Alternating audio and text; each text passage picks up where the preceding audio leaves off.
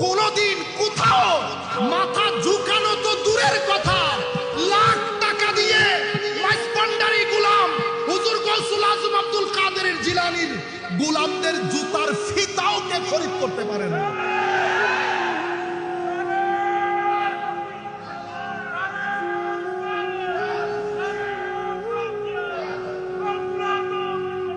হুজুর আলী কাররামাল্লাহু ওয়াজহাহুল করিম বলছে, মোহাব্বত করেও বাতুলতার দিকে চলে গেছে।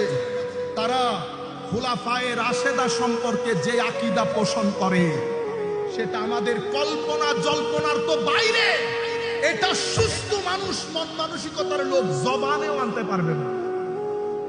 আপনারা বুঝতে পেরেছেন যেই পরিমাণ ঘৃণা তারা সাহাবায়ে কেরামের ব্যাপারে রাখে।